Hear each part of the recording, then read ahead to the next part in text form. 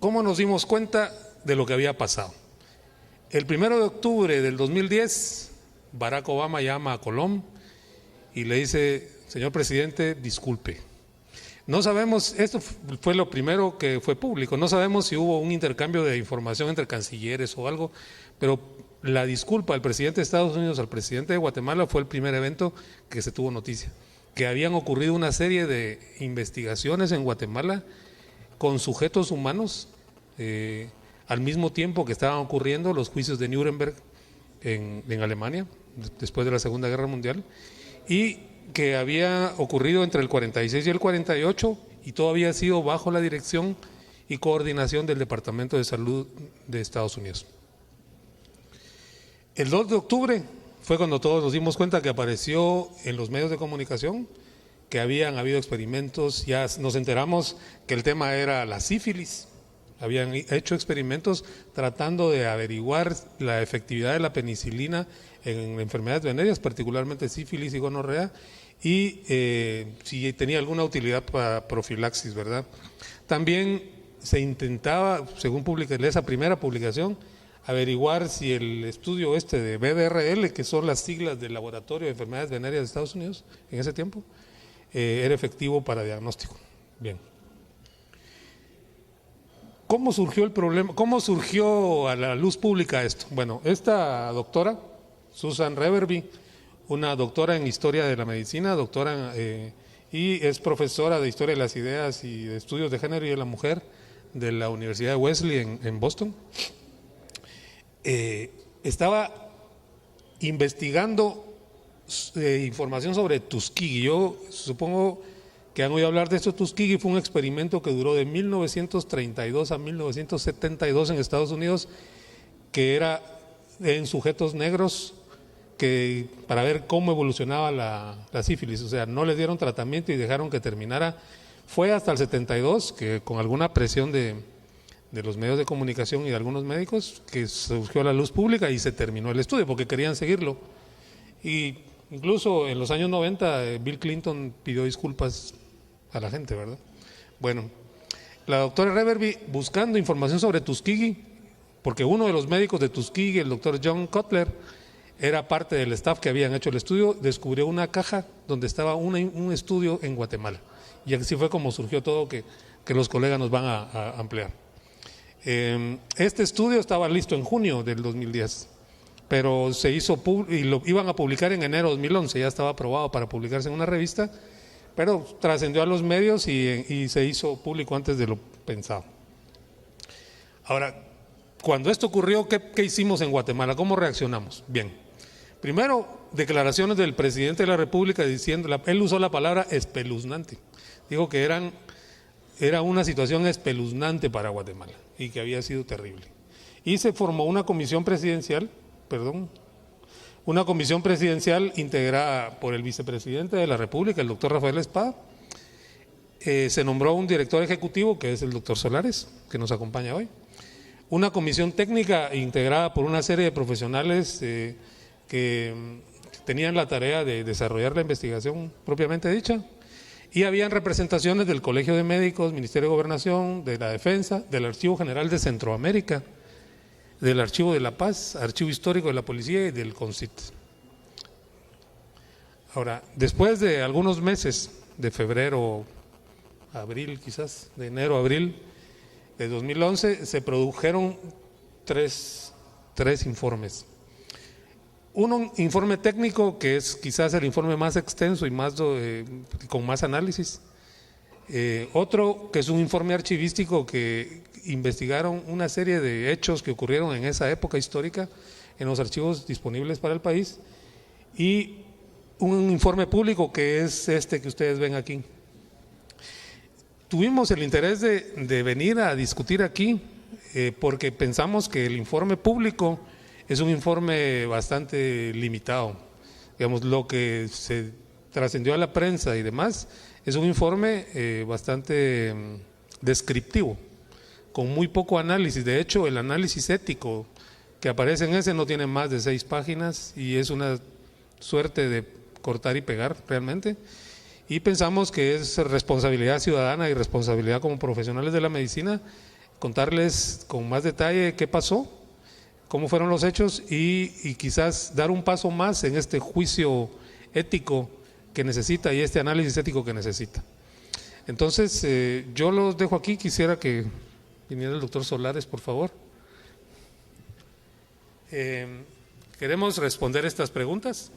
Las voy a dejar un momento ahí para que las vean y al final del foro, pues quisiéramos ver si lo logramos.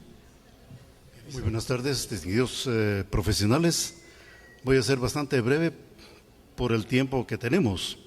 Ya gran parte de la introducción la dio el doctor Gustavo Estrada. Entonces, yo solo quiero mencionar aquí la enorme labor que hizo la comisión técnica elaborando el informe, que tiene bastante más de 100 páginas.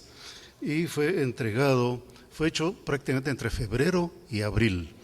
No hubo tiempo para más. La subvención económica del PNUD fue con muy buena voluntad, pero fue pequeña. No alcanzó para más tiempo. Entregamos nosotros en abril el documento, el 2 de mayo.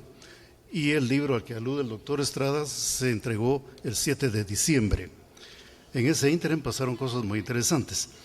Pero entre todos vamos a ir a los hechos, que es lo que me correspondería a mí decir. En realidad, el experimento fue hecho con las instancias más altas del sistema de salud de Estados Unidos. El Ministerio, el BDRL, la OSP, es la antecesora de la OPS, etcétera. Todos en combinación hicieron el programa para experimentar con guatemaltecos desprotegidos, desvalorizados, sin autonomía, sin conocimiento, gente degradada en la escala social. Esto fue después de los experimentos de Tuskegee a los que el doctor Estrada hacía alusión y que fueron trasladados a Guatemala por alguna crítica interna en los mismos Estados Unidos. Objetivos fueron muy cambiantes. Decía de desarrollar modelos humanos de transmisión y quimioprofilaxis de sífilis, gonorrea y chancro, y hay varios más que van cambiando. Y según uno de los integrantes de la comisión, que lamentablemente no pudo estar acá, el doctor Joaquín Barnoya, la metodología del experimento es bastante deficiente y con mucha improvisación, de manera que los objetivos tampoco son claros. Y entrando en materia, podemos decir que fue alrededor de 1.500 personas guatemaltecas, por otras fuentes dicen que 1.610, sin autonomía ni conocimiento informado, quienes fueron objeto de experimento de inoculaciones de sífilis, gonorrea y chancro. Entre ellos tenemos prisioneros, enfermos mentales, soldados, y también hay prostitutas, por supuesto, que fueron infectadas para que se vieran como de vector de transmisor de la enfermedad a los sujetos del experimento. Y también hay miembros del ejército, soldados, y hubo un lote de niños huérfanos que sirvieron para control con exámenes serológicos, tanto en el Hospicio Nacional como en la base militar del puerto de San José. Los soldados y prisioneros se les inoculó por medio del contacto sexual, pero para sorpresa de los investigadores, este procedimiento no fue muy eficaz y la contaminación fue limitada, por lo que entonces probaron con inyecciones subcutáneas o escarificaciones del brazo o del prepucio, y al mismo tiempo decidieron cambiar de escenario, pasar de la cárcel y los ejércitos al asilo de alienados, como le llamaban al neuropsiquiátrico en ese tiempo. Y ahí tenemos, solo voy a leerlos a ustedes muy someramente, algunos de los detalles que están sacados textualmente de las cartas de los médicos de Estados Unidos. Por ejemplo, el médico raspaba con aguja hipodérmica el pene justo al punto de casi sangrar y depositaba ahí material sifilítico por 1 hora o a veces 2. O la piel del antebrazo, o dando agua destilada de beber con tejido sifilítico, o extrayendo líquido espinal, infusionándolo con la mezcla sifilítica y reinyectándolo en el cuerpo, o inyectando el material en la vena cubital media del antebrazo. En este asilo de alienados se dijo que esto era bajo la promesa de medicamentos para epilépticos, porque ahí entraban epilépticos y alcohólicos también en el mismo asilo. En compensación, los médicos norteamericanos dirigidos por John Cutler, este es un nombre que no debemos olvidar nunca, ya murió, va a ser 10 años. En compensación, se les dio un regalo que consistió medicamentos, una refrigeradora, un proyector de películas, vasos, platos y cubiertos de metal. Además, un cigarro por cada uno que se dejara observar clínicamente y un paquete de cigarros cual que se dejara inocular, a extraer sangre y manipulación genital. Hubo 71 enfermos mentales fallecidos.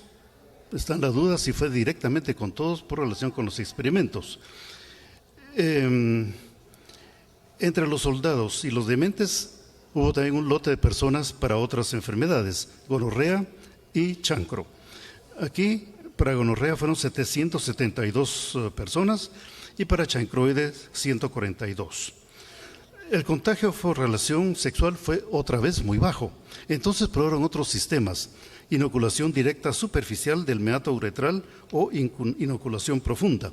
Por ejemplo, insertaban un palillo de dientes en cuyo extremo había un algodón empapado en tejido contaminado y se introducía media pulgada en la uretra hasta producir dolor.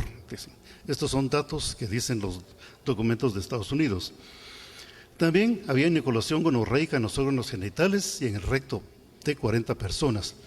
Uno de los casos más dramáticos es el de una señora, una mujer que llegó con una enfermedad preterminal y ella fue inoculada con gonorrea y sífilis en la uretra, en el recto, en la conjuntiva de ambos ojos y al mismo tiempo contagiada con sífilis. Hubo una descarga sanguinolenta en la uretra y conjuntivitis bilateral. Al cuarto día falleció. A todo esto, este equipo de médicos norteamericanos dirigidos por John Cutler, como digo, este nombre no hay que olvidarlo, estaba él con su esposa y la señora de Cutler se dedicó sistemáticamente a tomar una fotografía por cada uno de los pasos del experimento en cada una de las personas. Ahí están los archivos inmensos y según me cuentan, esto es una relación indirecta pero vale la pena como una aseveración de lo dicho hasta el momento. Según me cuentan, alguien relacionado con el doctor Beverly lograron localizarla, a la viuda de Cutler, y cuando se le preguntó alguna referencia a Guatemala, dicen que dijo con una sonrisa sardónica: digan que tengo Alzheimer.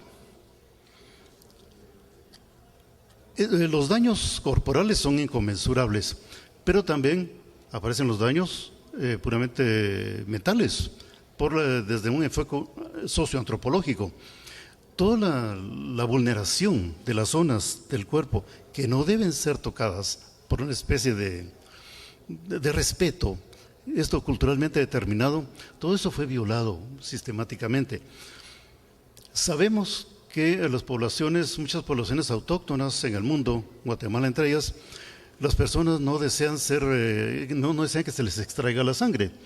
Está la percepción de que la extracción de sangre debilita el cuerpo y rompe el equilibrio interno entre lo positivo y lo negativo y produce una enfermedad o una debilidad que lo convierte en víctima ante cualquier asalto del medio ambiente. Estas son creencias que debemos respetar, ¿no? Sin embargo, aquí se vulneraron y hay informes dados por los mismos médicos de Estados Unidos de pacientes que salían huyendo, corriendo de la habitación para que no se les extrajera la sangre.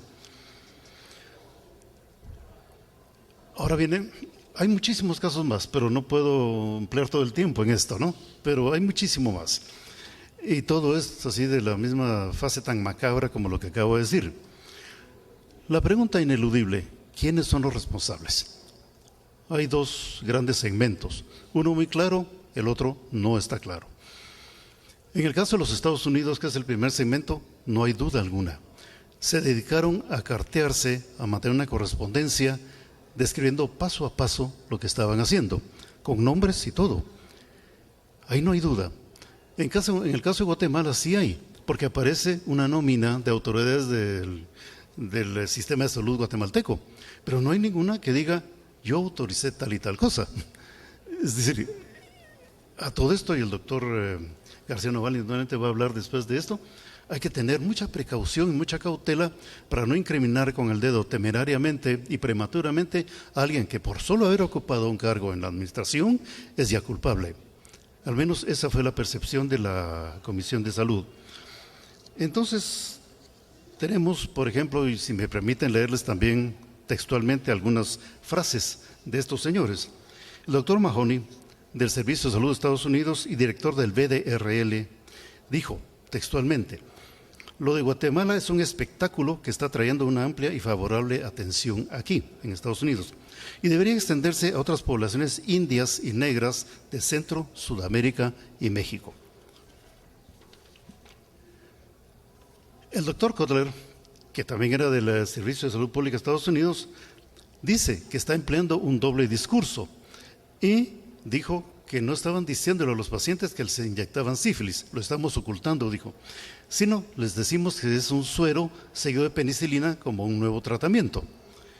Recordemos que todo esto ocurre en el momento en que la penicilina está siendo ya vista como la gran panacea en contra de este tipo de enfermedades, ya que los tratamientos anteriores, como ustedes saben mejor que yo, se basaban en otro tipo de medicamentación, muy dura, muy tóxica, muy poco eficaz. Otras de las frases. Unas cuantas palabras a la persona equivocada aquí o en Estados Unidos podría arruinarlo todo o parte del todo. Imaginen ustedes, unas cuantas palabras a la persona equivocada. El doctor Parham, Thomas Parham, que era el cirujano general, ustedes saben mejor que yo la importancia en el sistema de salud norteamericano que tiene el cirujano general.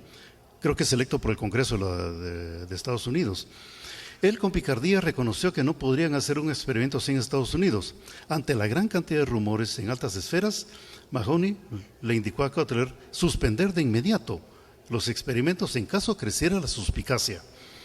El virólogo Thomas Rivers del Instituto Rockefeller de Nueva York en sus memorias dijo lo siguiente: va contra la ley hacer muchas cosas, pero la ley guiña el ojo cuando un hombre respetable hace un experimento científico.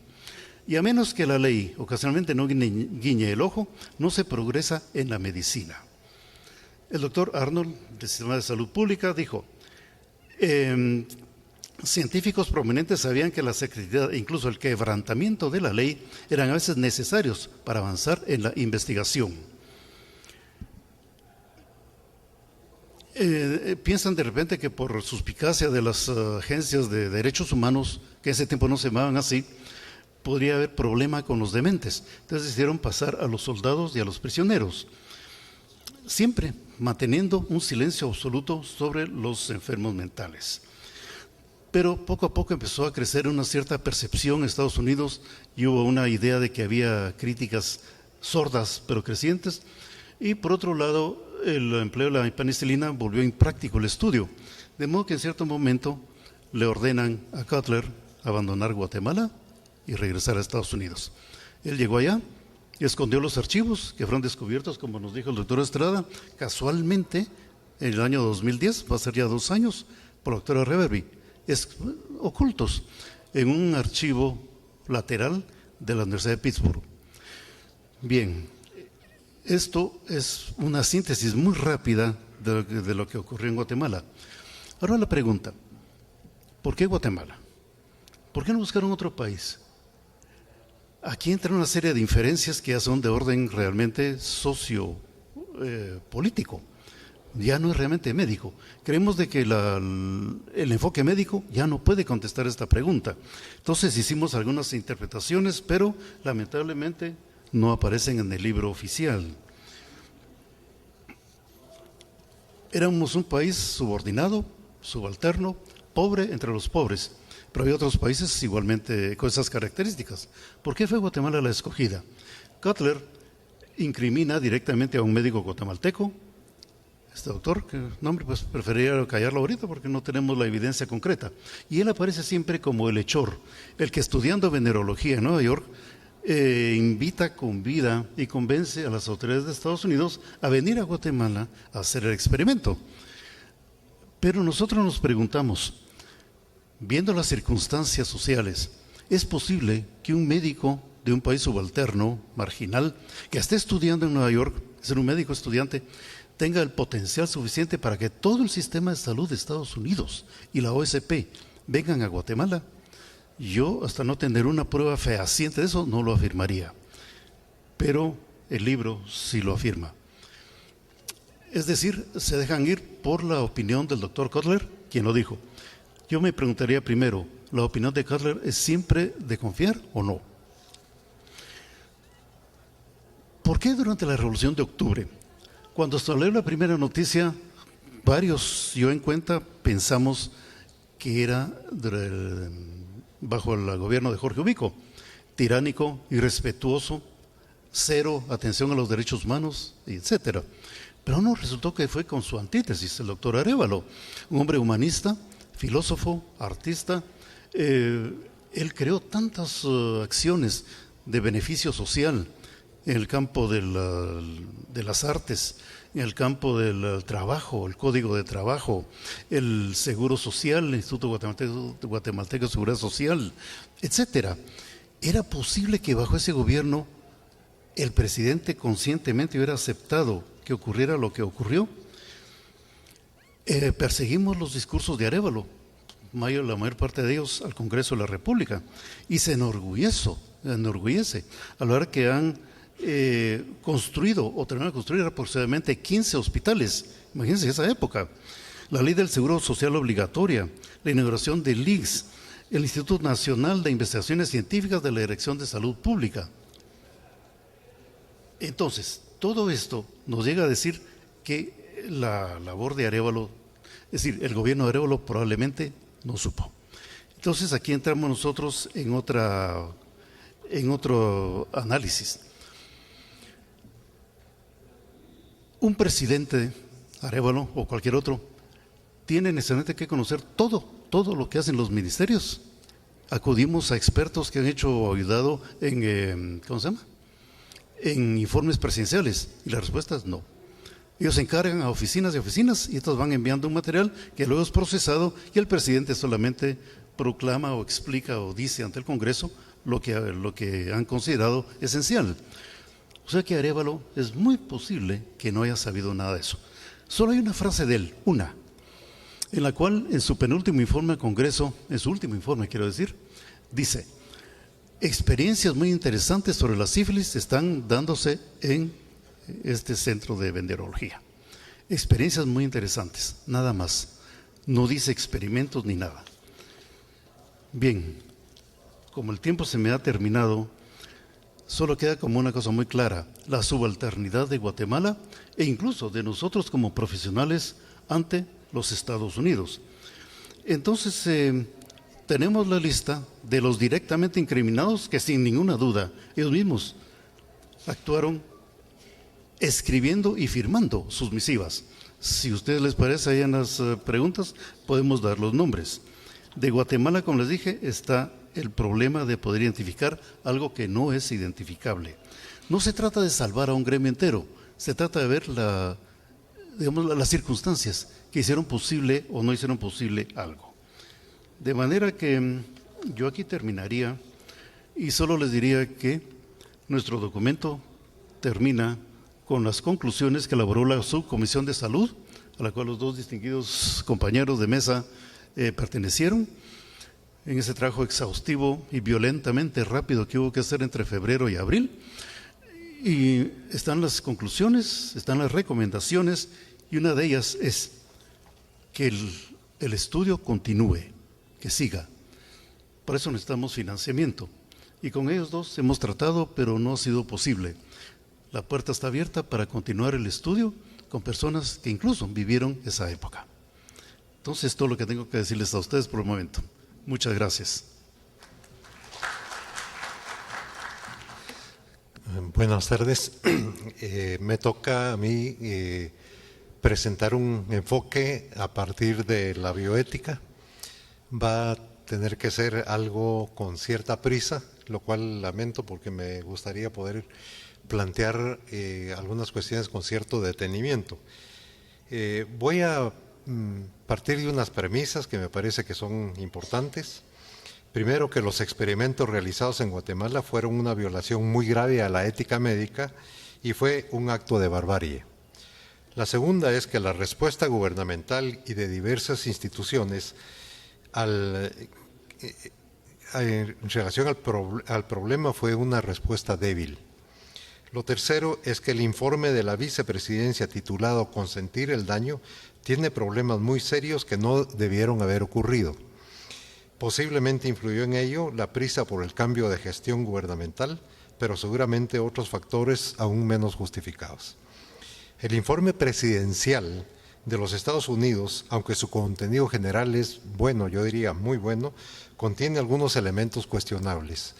Entre otros, que son los dos informes tienen algo de ese problema, es señalamiento de personas a las que no hay elementos de prueba de su responsabilidad y en algunos casos parece absolutamente imposible eso. Y por último, que los determinantes fundamentales de tales violaciones fueron los intereses militares de los Estados Unidos de América y los principales responsables responden a tales intereses. Brevemente voy a tratar de responder algunas de las preguntas que están planteadas, que me correspondería responder.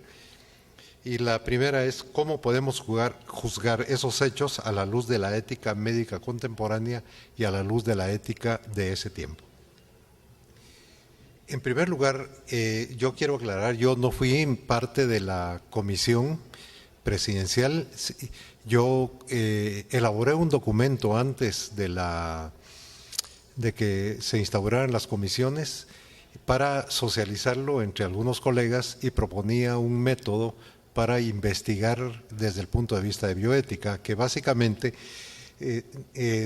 significaría atenerse a un juicio ponderado, que significa aquellos que se emiten en condiciones óptimas de suficiente información, serenidad y libertad, enmarcadas tanto dentro del patrimonio moral de la sociedad como en la propia elaboración personal. En ese sentido, lo primero que proponíamos era identificar el problema, los hechos, que ya ustedes lo conocen, el doctor Solares nos ilustró sobre eso. Segundo, una primera evaluación moral dentro del ámbito de la moral común. Esto es importante porque si nosotros no consideramos que algo es anormal, obviamente no vamos a entrar a su abordaje desde la perspectiva de la ética. En este caso, la noticia chocó la conciencia común, la conciencia social. Luego, una visión a la luz del pensamiento de nuestro tiempo, o sea, perspectivas bioéticas actuales. La visión a la luz de los tiempos de tales acontecimientos, porque nosotros tenemos que revisar las cuestiones históricamente, no podemos juzgar todo con la visión actual. Luego, las responsabilidades más allá de los responsables directos, o sea, los investigadores, y las determinantes. Muy brevemente vamos a plantear algo. Actualmente, una corriente en bioética que llamada principialista plantea estos 4 principios para analizar el acto médico y los actos de investigación en medicina, que son el principio de no maleficencia, beneficencia, respeto por la autonomía y la justicia.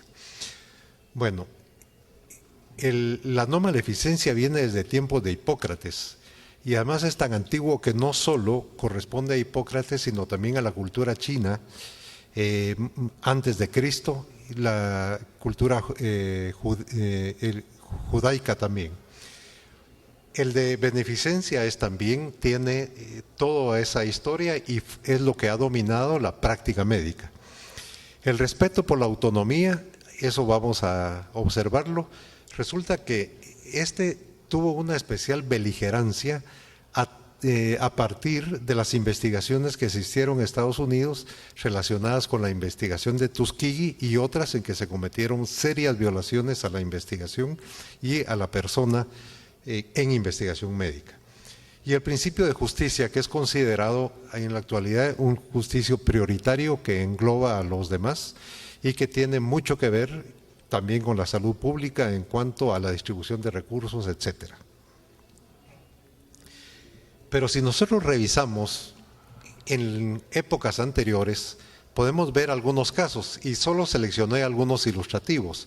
El primero, que todos ustedes conocen, que es la investigación de Jenner, que fue efectuada en 1796 en Inglaterra y que fue prácticamente el inicio de la vacunación y el inicio de la inmunología.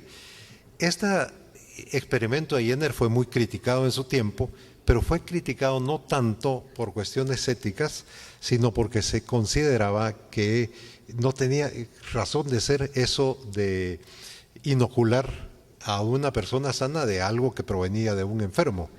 Pero ya antes, y sobre todo que en este caso ya no era de un enfermo, sino que era una vacuna prácticamente atenuada, que era de las vacas, ¿no? De las vacas infectadas.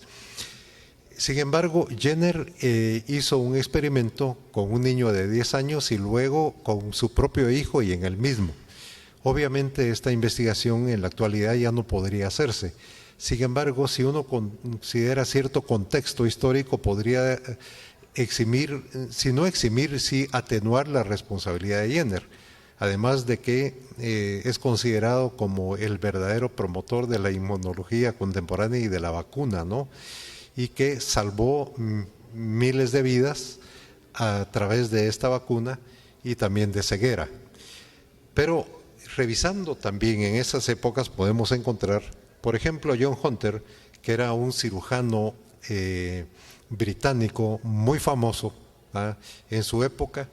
Él decidió experimentar exactamente lo mismo que aquí se estaba haciendo con la blenorragia y la sífilis, pero decidió hacerlo consigo mismo. Y esta es una diferencia notable. Incluso el informe de Estados Unidos plantea de que en los casos, cuando el médico decide experimentar consigo mismo, está de alguna manera eximido de esa responsabilidad moral, ¿va? Y tenemos nosotros casos que son impresionantes, como el caso de Alcides Carrión en Perú, que falleció experimentando sobre sí mismo. Bueno, en este caso, Hunter experimentó consigo mismo, pero llegó a una conclusión errónea, lamentablemente, porque en ese tiempo había la discusión si la sífilis y la gonorrea eran la misma enfermedad o eran distintas. Y los unicistas decían que era lo mismo y los dualistas que era distinta. En este caso, resulta que Hunter se infectó de las dos. Entonces contribuyó a la teoría unicista, que es una teoría falsa.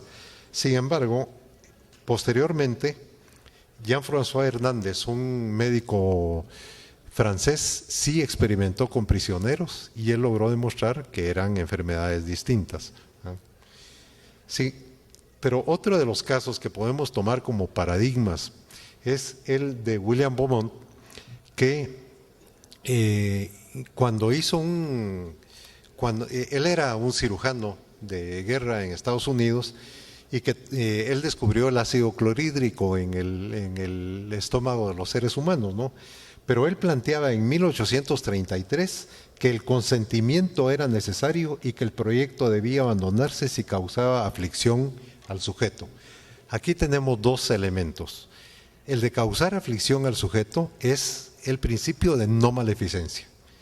O sea, es un principio que estaba vigente, que era notorio y que eso diferencia al caso de Guatemala del caso de Tuskegee, que en Guatemala sí se inyectó el material nocivo, o sea, tanto de sífilis como gonorrea, a los sujetos experimentales.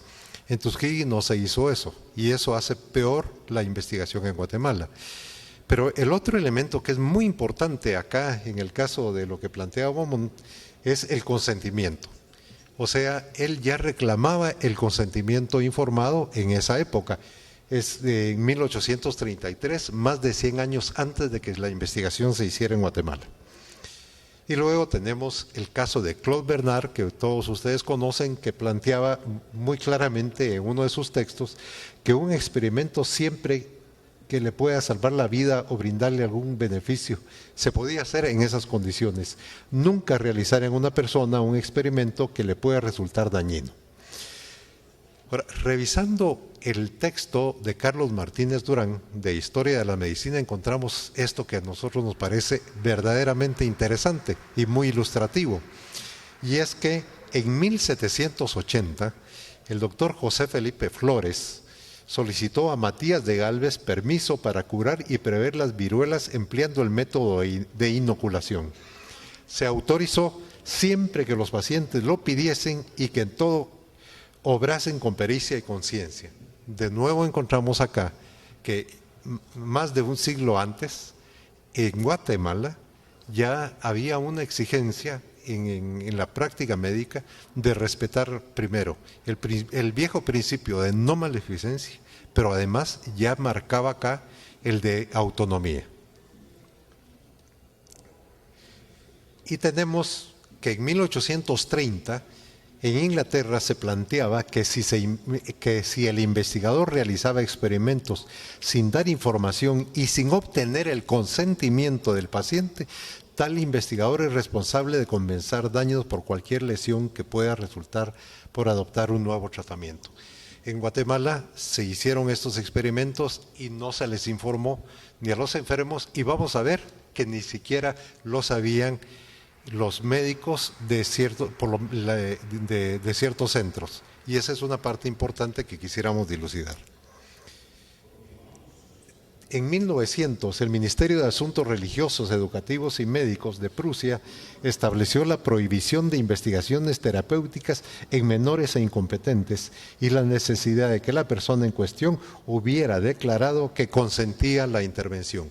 De nuevo, sale acá que antes de que el informe Belmont de Estados Unidos planteara como un principio fundamental el de autonomía, ya era conocido, ya era algo que marcaba la ética médica de principios de siglo en este caso.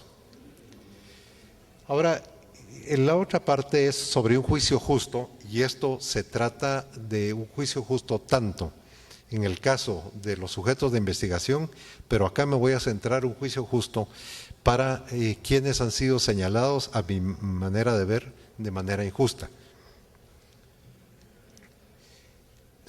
Nos podríamos preguntar si son argumentos a tomar en cuenta para emitir un juicio de responsabilidades morales el contexto social, administrativo e institucional y los antecedentes profesionales y humanos de las personas. ¿Por qué digo esto? En octubre, antes de que comenzara se constituyera la comisión presidencial, salió en la prensa de Guatemala nombres de médicos, algunos de ellos muy conocidos, por lo menos quienes fuimos estudiantes de medicina por allá por los años 60, y que eran médicos de reconocida, pero de verdaderamente reconocida honestidad, y con historias muy singulares. Pero ¿por qué salieron esos nombres?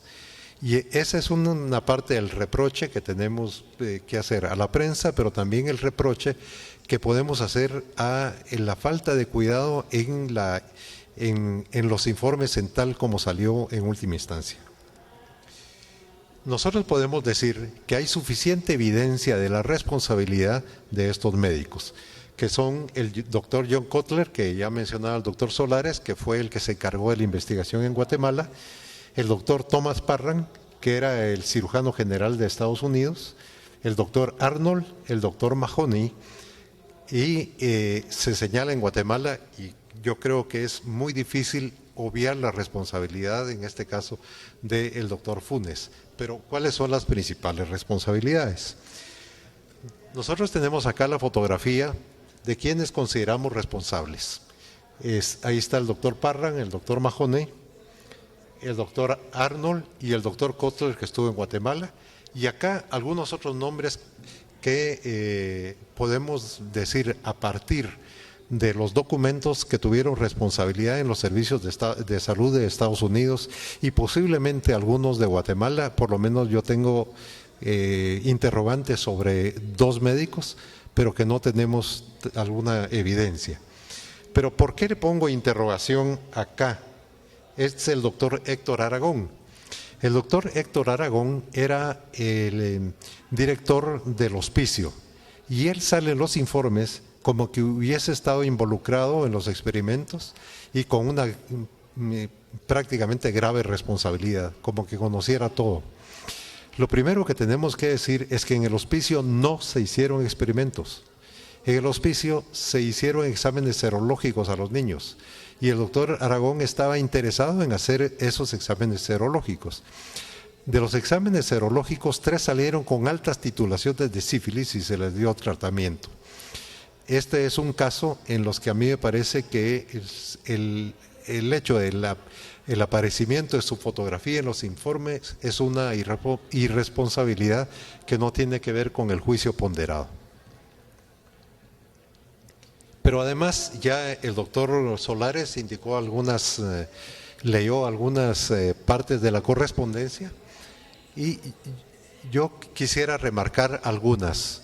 Dice, unas cuantas palabras a la persona equivocada aquí o en casa podrían arruinarlo todo en parte.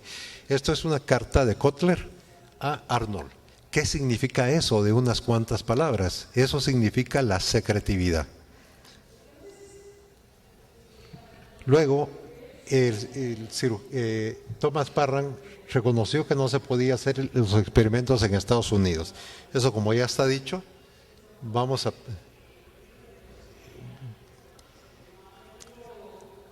Estas son parte de la correspondencia que mantuvieron entre ellos. Sin embargo,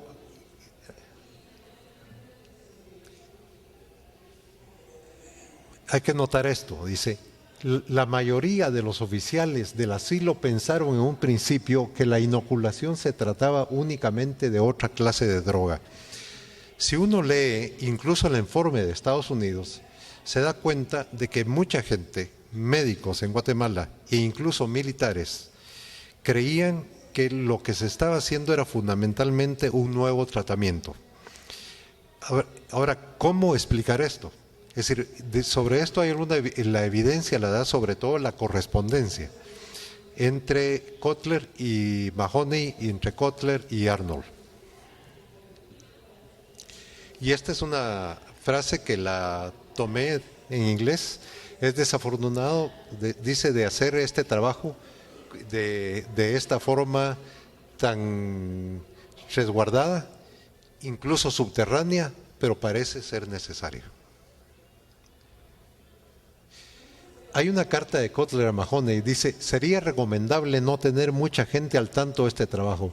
Yo espero que será posible mantener el trabajo estrictamente en sus manos, sin necesidad de asesores externos y sin otros trabajadores más que aquellos que están dentro de su programa y en lo que se pueda confiar que no van a hablar. ¿Por qué esta nota? Porque ellos estaban rechazando algo que hoy es obligatorio, que es la evaluación independiente. Mahoney le escribe a Kotler que se sentiría considerablemente más seguro si nosotros tuviéramos un grupo consejero de figuras destacadas en el mundo de la ciencia que respaldara el estudio. Pero eso lo escribió John Heller. John Heller era un médico también de los servicios de salud de Estados Unidos que estaba muy inquieto por lo que pasaba en Guatemala. Lo que uno puede encontrar en la correspondencia y en algunos documentos es que ni siquiera en Estados Unidos todo el sistema de salud estaba enterado de lo que estaba pasando en Guatemala. Y eso nos lleva a otra parte de la investigación que espero tener el tiempo de poder plantearla acá. Bueno. Una conclusión primera, que es de mi parte, es que había una formulación incompleta del diseño de investigación. Según el doctor Barnoya, ni siquiera existía un diseño y después el informe de los Estados Unidos prácticamente plantea lo mismo. Hubo información crucial, como la inoculación de gérmenes, la mayor parte de ellas que no fue ampliamente conocida dentro de los funcionarios y personal de instituciones. Es de asumir que eso se dio tanto en Guatemala como en Estados Unidos. Ahora, yo quiero plantear muy brevemente cuáles pueden ser las determinantes de esto en investigación, en estas atrocidades en investigación, si uno sigue la investigación de los nazis, la investigación del Japón en Manchuria, la investigación que hicieron los japoneses con norteamericanos, las investigaciones de la CIA en Canadá, en el proyecto...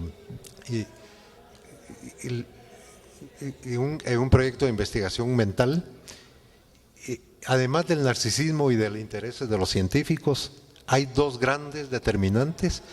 Uno son los intereses político-militares, especialmente en el contexto de guerra, y el otro es la codicia. Y siempre hay de fondo una ideología que implica el estigma, la discriminación, la negación de la condición humana del otro. Y eso, en el caso de Guatemala, también queda demostrado por estas expresiones de los mismos investigadores. Es decir, solo voy a remarcar algo, que en las épocas desde la Segunda Guerra Mundial, es decir, lo que representaba la gonorrea para el ejército de los Estados Unidos, que significaba 7 millones de pérdidas día hombre por año, lo cual suponía poner fuera de acción por un año a fuerza de 2 divisiones completas. Es decir, sobre esto hay más documentación, pero no vamos a tener tiempo de plantearlas. Yo solo quisiera que nos hagamos estas preguntas.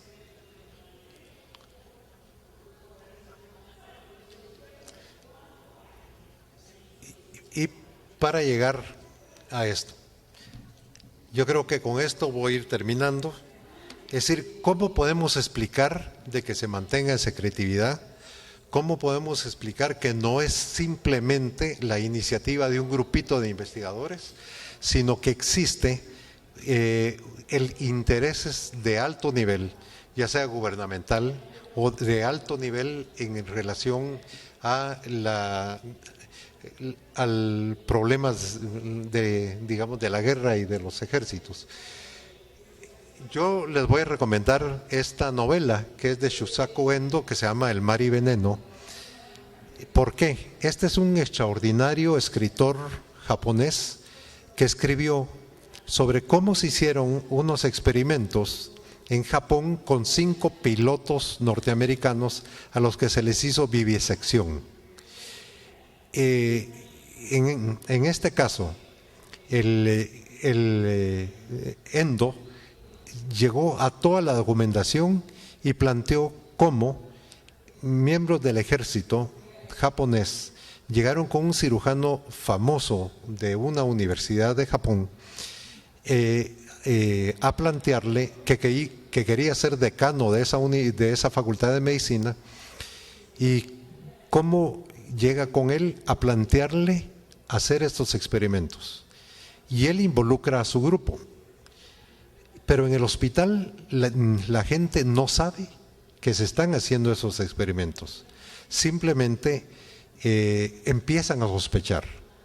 Y solo involucra a 5 miembros de su grupo, entre médicos y enfermeras. Uno de esos miembros era un médico extraordinario, muy consciente, pero que se deja arrastrar, y es lo que proponemos nosotros acá, como las psicologías subalternas, y que el día que hacen el primer experimento en sala de operaciones, este hombre llega a la sala y se queda prácticamente paralizado. Él no interviene, lo observan, los otros sí lo dejan ahí. Luego está la historia de cómo este médico pasa su vida amargado, tratando de compensar el hecho de haberse comprometido, de no haber protestado por esto, ¿no? Y trata de servir a la gente en el pueblo donde se va, pero con un estado anímico considerado como extraño y depresivo. Esto era lo que quería plantearles de manera muy breve, y yo creo que hoy podemos terminar con estas frases de Kant, que dice: obra solo de forma que puedas desear que la máxima de tu acción se convierta en una ley universal. Y esta segunda expresión del imperativo categórico kantiano, que dice: obra de tal modo que uses a la humanidad, tanto en tu persona como en la de cualquier otro, siempre como un fin y nunca como un medio. O sea, exactamente lo contrario de lo que se hizo en Guatemala con las personas que fueron sujetos de investigación, y que tenemos que reconocer que sigue siendo hecho, posiblemente no con la misma gravedad en que se hizo acá, pero sigue habiendo violaciones muy serias a la ética en investigación médica en el mundo, y hay algunos ejemplos de los cuales pues ya no tendremos tiempo de hablar hoy. Muchas gracias.